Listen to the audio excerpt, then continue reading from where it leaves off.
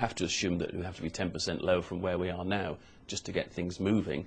But as you say, if we don't have the people at the bottom of the ladder being able to borrow, then we stay stuck where we are. And clearly that has a big wealth effect in the UK and dampens the economy further. Are the measures that Darling announced this week, Morad, are those measures, second bailout in 3 months, are they going to be enough to unclog the markets, the credit markets, make sure banks are more willing to lend or not?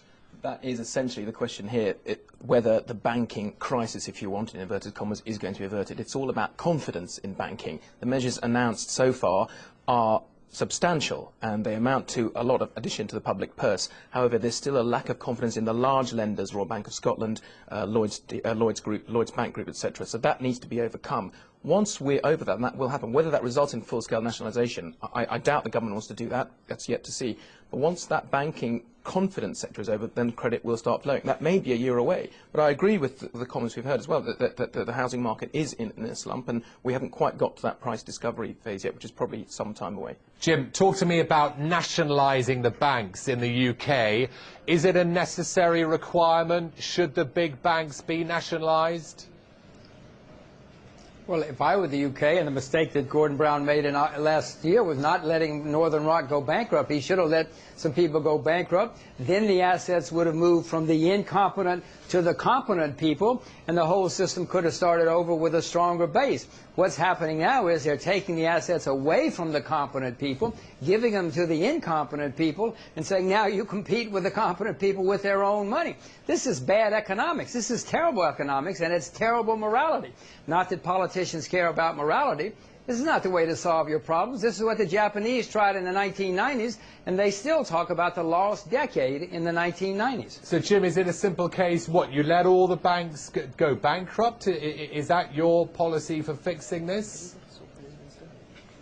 My policy is to let the incompetent people go bankrupt. The people who are bankrupt, let them go bankrupt. And then the competent people, there's plenty of equity, money in the world that would go in, buy up the competent people, the competent, the still solvent assets, and start over again. Banks have been going bankrupt for a few hundred years, and especially investment banks have been going bankrupt.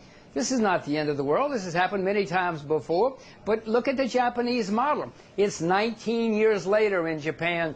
The Japanese stock market is still 80% below where it was 19 years ago, because they tried what the English are doing. It didn't work. It's never worked. The only things that have ever worked are let the people collapse, grab the good assets, and start over again.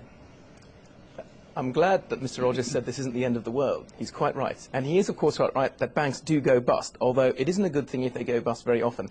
The policy he's just prescribed about the error, about the so-called error with Northern Rock, is exactly the mistake that the previous Treasury Secretary, Hank Paulson, made with Lehman's. He thought that would clear the problem, get a line under the sand. It shows that not everyone is protected by the government. The bad ones can go to the wall. What happened? We had an exacerbation of the banking crisis post-Lehman's. In fact, letting large institutions like this go bust simply prolongs the recession. To suggest that we're doing the same policies that Japan also is slightly off the mark, because they took a long time and they actually reflated a lot of those bad assets. We're actually doing this a lot quicker. We're acting in concert with monetary policy as well as fiscal policy, and we're trying to draw a line on this by saying we'll ring-fence bad assets. The idea that we give the assets, that we take the assets away from the good managers and give them to the bad managers, it's those bad managers that have got us precisely in this place in the first place. So, you know, I think, again, I have to disagree with that assessment with respect. Gentlemen, hold your thoughts. Back to you in just a few seconds. Wait a minute, Sir, can you listen? Can you understand English? I said they're taking the assets from the competent people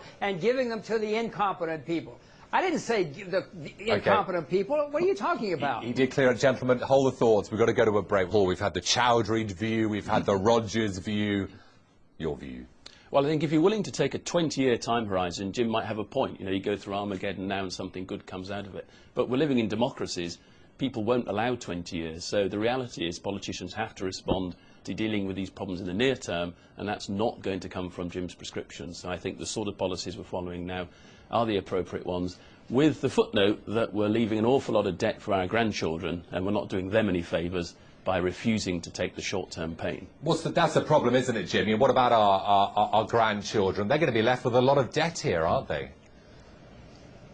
It's not just your grandchildren, it's your children, it's you. Don't you know how much debt the English government has taken on here in the last 6 months, and how much it's going to take on in the next year or two? I mean, these are gigantic numbers for a country that cannot afford it right now. And the North Sea, which has been the major source of your income, is drying up. Ask your own government, don't ask me. Jim, is the UK going to lose its AAA credit rating? Well, I don't know. I'm not a credit rater, and I don't pay too much attention to them anyway. We've already learned in the past few years that they don't know what they're doing.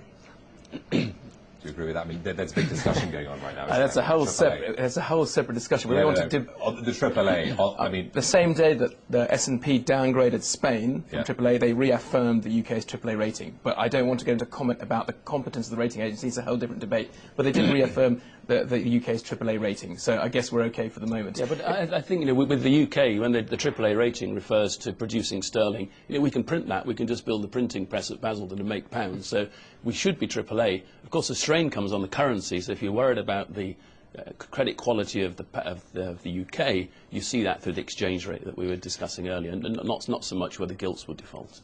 We keep hearing about the public sector deficit. We're taking on more and more public debt. Absolutely right, we are. But as I reiterate what I said earlier, as a percentage of GDP, our public sector debt ratio is actually quite favourable compared to a lot of developed countries, including the Eurozone. Why are we focusing just on the UK here? Because the FX rate is under pressure. As we've again heard, the euro and the dollar are in the same boat with regard to that. It's just outside investors are looking at the three major currencies. And Jim, you're against the dollar as well, aren't you? So the pound and the dollar.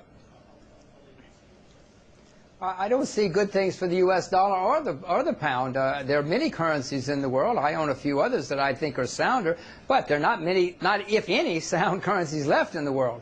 I mean, it's very difficult. I own the yen, and I expect it to keep going higher. But once this big rally in the yen ends, if it does, then what am I going to do with my money? I don't know. I did promise I'd give you two the last word. How do we make money right now, very quickly? Make money? If I had the answer to that, I'd be on the beach in Rio. I think the government should look at getting more foreign direct investment in, perhaps by means of some sort of tax holiday or looking at various other tax measures, get foreign income in here. That will also ease the pressure on the FX rate, but I don't think it's a long-term problem. 5 seconds, Paul. Government bonds are a bubble, but it's going to